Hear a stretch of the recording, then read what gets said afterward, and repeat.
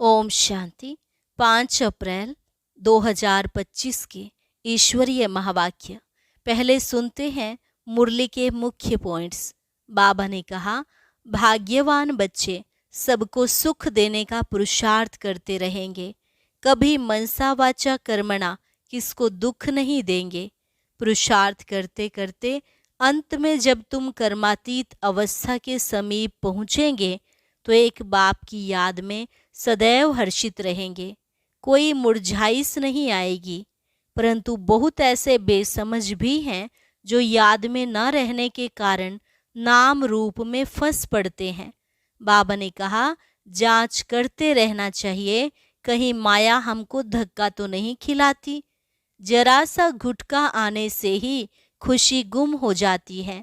समझना चाहिए यह भी माया का वार है। इसलिए पुरुषार्थ कर बाप को याद करना है। कभी भी रोना पीटना व बेहाल नहीं होना है। सर्विस के लिए तो आप ही शौक से भागना चाहिए, परंतु किसी को समझाने के लिए योग की तलवार बड़ी तीखी चाहिए। देह अभिमानी का तीर लगेगा नहीं। उल्टे कर्मों का खाता तब बनता है जब किसी के नाम रूप में फंस पड़ते हैं। लास्ट में बाबा ने कहा, यह शरीर तो पुराना तमो प्रधान है, इसलिए पिछाड़ी तक कुछ न कुछ चलता रहेगा। तुम्हें तो बाप की याद में रहने की ऐसी प्रैक्टिस करनी है जो पिछाड़ी में सिवाय एक के और कोई याद ना आए, तभी तुम राजाई पद पाएंगे। और अब सुनते हैं महावाक्यों को विस्तार से। मुरली का सार। मीठे बच्चे, तुम्हें अभी नाम रूप की बीमारी से बचना है, उल्टा खाता नहीं बनाना है, एक बाप की याद में रहना है। प्रश्न, भाग्यवान बच्चे किस मुख्य पुरुषार्थ से अपना भाग्य बना देते हैं? उत्तर, भाग्यवान बच्चे सबको सुख देने का पुरुषार्थ करते हैं। मनसा वाचा कर्मणा कोई को दुख नहीं देते हैं। शीतल होकर चलते हैं तो भाग्य बनता जाता है। तुम्हारी यह स्टूडेंट लाइफ है। तुम्हें अब घुटके नहीं खाने हैं, अपार खुशी में रहना है। गीत, तुम ही हो माता पिता, तुम ही हो बंधु सखा, तुम ही हो। ओम शांति। सभी बच्चे मुरली सुनते हैं। जहाँ भी मुरली जाती है सब जानते हैं कि जिसकी महिमा गाई जाती है वह कोई साकार नहीं, निराकार की महिमा है।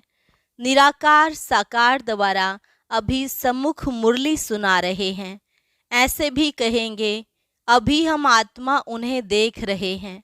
आत्मा बहुत सूक्ष्म है, इन आँखों से देखने में नहीं आती।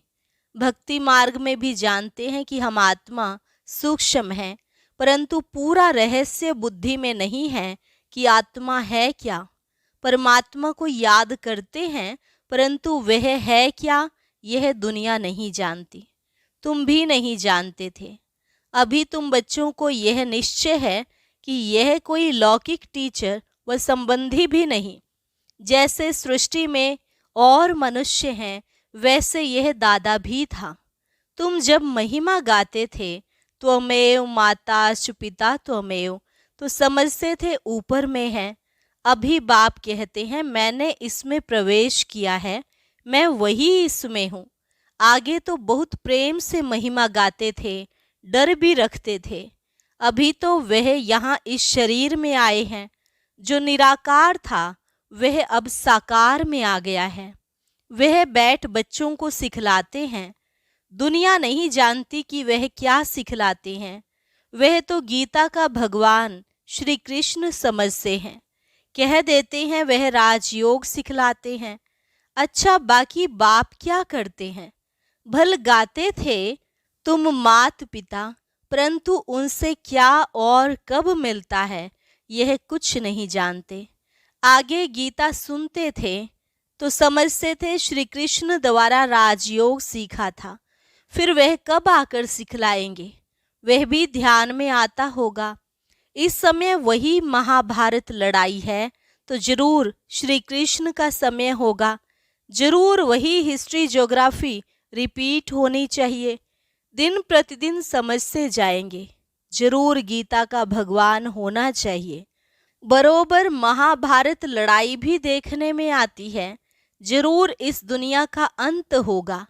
दिखाते हैं पांडव पहाड़ पर चले गए तो उनकी बुद्धि में यह आता होगा बरोबर विनाश तो सामने खड़ा है।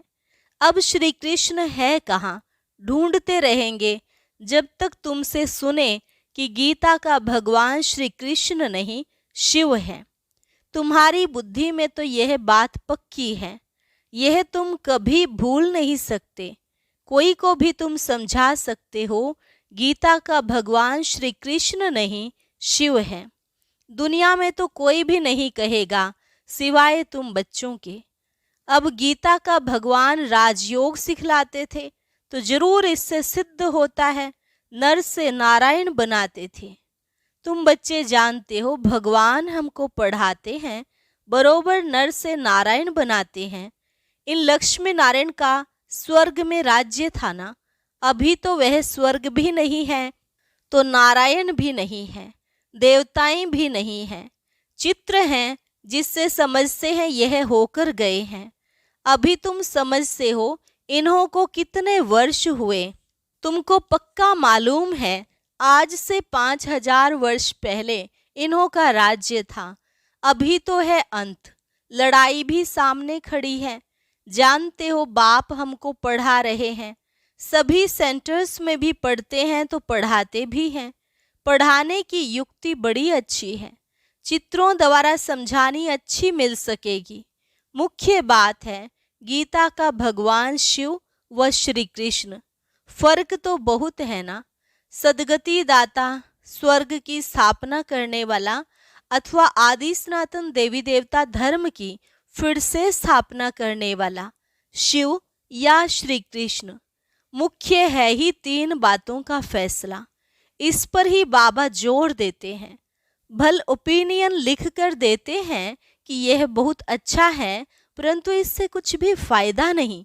तुम्हारी जो मुख्य बात है उस पर जोर देना है। तुम्हारी जीत भी है इसमें। तुम सिद्ध कर बतलाते हो भगवान एक होता है। ऐसे नहीं कि गीता सुनाने वाले भी भगवान हो गए। भगवान ने इस राजयोग और ज्ञान द्वारा देवी देवता धर्म की स्थापना की। बाबा समझाते हैं बच्चों पर माया का वार होता रहता है। अभी तक कर्मातीत अवस्था को कोई ने पाया नहीं है। पुरुषार्थ करते करते अंत में तुम एक बाबा की याद में सदैव हर्षित रहेंगे। कोई मुरझाइश नहीं आएगी। अभी तो सिर पर पापों का बोझा बहुत है, वह याद से ही उतरेगा। बाप ने पुरुषार्थ की युक्तियां बतलाई हैं।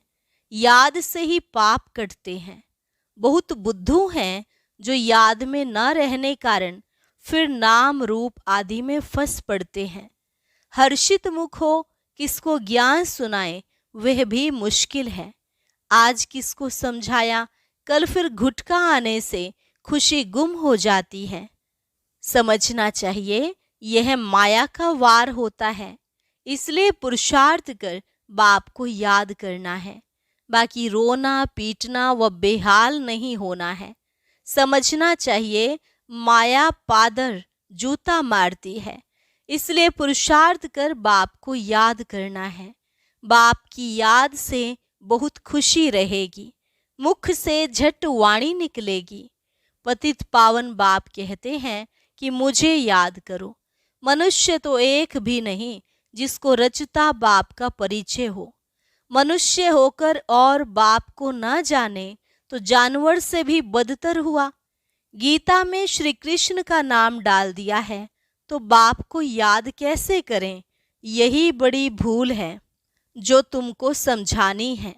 गीता का भगवान शिव बाबा है, वही वर्षा देते हैं। मुक्ति जीवन मुक्ति दाता वह है। और धर्मों वालों की बुद्धि में बैठता नहीं। वह तो हिसाब किताब चुकतू कर वापस चले जाएंगे। पिछाड़ी में थोड़ा परिचय मिला फिर भी जाएंगे अपने धर्म में। तुमको बाप समझाते हैं, तुम देवता थे, अभी फिर बाप को याद करने से तुम देवता बन जाएंगे, विकर्म विनाश हो जाएंगे। फिर भी उल्टे सुल्टे धंधे कर लेते हैं। बाबा को लिखते हैं, आज हमारी अवस्था मुरझाई हुई है, बाप को याद नहीं किया। याद नहीं करेंगे तो जरूर मुरझाएंगे। यह है ही मुर्दों की दुनिया, सभी मरे पड़े हैं। तुम बाप के बने हो तो बाप का फरमान है, मुझे याद करो तो विकर्म विनाश हो जाएं। यह शरीर तो पुराना तमो प्रधान है, पिछाड़ी तक कुछ न कुछ होता रहेगा। जब तक बाप की याद में रहे, कर्मातीत अवस्था को पाएं, तब तक माया हिलाती रहेगी, किसको भी छोड़ेगी नहीं। जांच करते रहना चाहिए कि माया कैसे धक्का खिलाती है। भगवान हमको पढ़ाते हैं, यह भूलना क्यों चाहिए। आत्मा कहती है, हमारा प्राणों से प्यारा वह बाप ही है। ऐसे बाप को फिर तुम भूलते क्यों हो। बाप धन देते हैं दान करने के लिए। प्रदर्शनी मेले में तुम बहुतों को दान कर सकते हो। आप पे ही शौक से भागना चाहिए। अभी तो बाबा को ताकीद करनी पड़ती है, उमंग दिलाना पड़ता है, जाकर समझाओ। उसमें भी अच्छा समझा हुआ चाहिए। देह अभिमानी का तीर लगेगा नहीं। तलवारें भी अनेक प्रकार की होती है ना, तुम्हारी भी योग की तलवार बड़ी तीखी चाहिए। सर्विस का उल्लास चाहिए, बहुतों का जाकर कल्याण करें। बाप को याद करने की ऐसी प्रैक्टिस हो जाए जो पिछाड़ी में सिवाय बाप के और कोई याद न पड़े, तभी तुम राजाई पद पाएंगे। अंतकाल जो अल्फ को सिमरे और फिर नारायण को सिमरे। बाप और नारायण वर्षा ही याद करना है, परंतु माया भी कम नहीं है। कच्चे तो एकदम ढेर हो पड़ते हैं। उल्टे कर्मों का खाता तब बनता है जब किसी के नाम रूप में फंस पड़ते हैं। एक दो को प्राइवेट चिट्ठियां लिखते हैं, देहधारियों से प्रीत हो जाती है तो उल्टे कर्मों का खाता बन जाता है। बाबा के पास समाचार आते हैं, उल्टा सुल्टा काम कर, फिर कहते हैं बाबा हो गया। अरे खाता उल्टा तो हो गया ना। यह शरीर तो पलीत है, उनको तुम याद क्यों करते हो। बाप कहते हैं, मुझे याद करो तो सदैव खुशी रहे। आज खुशी में है, कल फिर मुर्दे बन पड़ते हैं। जन्म जन्मांतर नाम रूप में फंसे आते हैं ना। स्वर्ग में यह बीमारी नाम रूप की होती नहीं, वहां तो मोह जीत कुटुंब होता है। जानते हैं हम आत्मा हैं, शरीर नहीं। वह है ही आत्म अभिमानी दुनिया, यहाँ है देह अभिमानी दुनिया। फिर आधा कल्प तुम देही अभिमानी बन जाते हो। अब बाप कहते हैं, देह अभिमान छोड़ो। देही अभिमानी होने से बहुत मीठे शीतल हो जाएंगे। ऐसे बहुत थोड़े हैं, पुरुषार्थ कराते रहते हैं कि बाप की याद ना भूलो। बाप फरमान करते हैं, मुझे याद करो, चार्ट रखो, परंतु माया चार्ट भी रखने नहीं देती है। ऐसे मीठे बाप को तो कितना याद करना चाहिए। यह तो पतियों का पति, बापों का बाप है ना। बाप को याद कर और फिर दूसरों को भी आप समान बनाने का पुरुषार्थ करना है। इसमें दिलचस्पी बहुत अच्छी रखनी चाहिए। सर्विसेबल बच्चों को तो बाप नौकरी से छुड़ा देते हैं। सरकमस्टांस देख कहेंगे, अब इस धंधे में लग जाओ। एम ऑब्जेक्ट तो सामने खड़ी है। भक्ति मार्ग में भी चित्रों के आगे याद में बैठते हैं ना। तुमको तो सिर्फ आत्मा समझ परमात्मा बाप को याद करना है। विचित्र बन विचित्र बाप को याद करना है। यह मेहनत है। विश्व का मालिक बनना कोई मासी का घर नहीं है। बाप कहते हैं, मैं विश्व का मालिक नहीं बनता हूँ, तुमको बनाता हूँ। कितना माथा मारना पड़ता है। सपूत बच्चों को तो आपे ही ओना लगा रहेगा। छुट्टी लेकर भी सर्विस में लग जाना चाहिए। कई बच्चों को बंधन भी है, मोह भी रहता है। बाप कहते हैं तुम्हारी सब बीमारियां बाहर निकलेंगी, तुम बाप को याद करते रहो। माया तुमको हटाने की कोशिश करती है, याद ही मुख्य है। रचता और रचना के आदि मध्यंत का ज्ञान मिला, बाकी और क्या चाहिए। भाग्यवान बच्चे सबको सुख देने का पुरुषार्थ करते हैं। मनसा वाचा कर्मणा किसी को दुख नहीं देते हैं। शीतल होकर चलते हैं तो भाग्य बनता जाता है। अगर कोई नहीं समझते हैं तो समझा जाता इनके भाग्य में नहीं है। जिनके भाग्य में है वह अच्छी रीति सुनते हैं, अनुभव भी सुनाते हैं ना क्या क्या करते थे। अब मालूम पड़ा है जो कुछ किया उससे दुर्गति ही हुई। सदगति को तब पाएं जब बाप को याद करें। बहुत मुश्किल कोई घंटा आधा घंटा याद करते होंगे, नहीं तो गुटखा खाते रहते हैं। बाप कहते हैं आधा कल्प गुटखा खाया, अब बाप मिला है। स्टूडेंट लाइफ है तो खुशी होनी चाहिए ना, परंतु बाप को घड़ी घड़ी भूल जाते हैं। बाप कहते हैं तुम कर्म योगी हो, वह धंधा आदि तो करना ही है, नींद भी कम करना अच्छा है। याद से कमाई होगी, खुशी भी रहेगी। याद में बैठना जरूरी है। दिन में फुर्सत नहीं मिलती है, इसलिए रात को समय निकालना चाहिए। याद से बहुत खुशी रहेगी। किसको बंधन है तो कह सकते हैं हमको तो बाप से वर्षा लेना है, इसमें कोई रोक नहीं सकता है। सिर्फ गवर्नमेंट को जाए समझाओ कि विनाश सामने खड़ा है। बाप कहते हैं मुझे याद करो तो विकर्म विनाश होंगे, और यह अंतिम जन्म तो पवित्र रहना है, इसलिए हम पवित्र बनते हैं। परंतु कहेंगे वह जिनको ज्ञान की मस्सी होगी। ऐसे नहीं कि यहाँ आकर फिर देहधारी को याद करते रहें। देह अभिमान में आकर लड़ना झगड़ना जैसे क्रोध का भूत हो जाता है। बाबा क्रोध वाले की तरफ कभी देखते भी नहीं, सर्विस करने वालों से प्यार होता है। देह अभिमान की चलन दिखाई पड़ती है। गुलगुल तब बनेंगे जब बाप को याद करेंगे।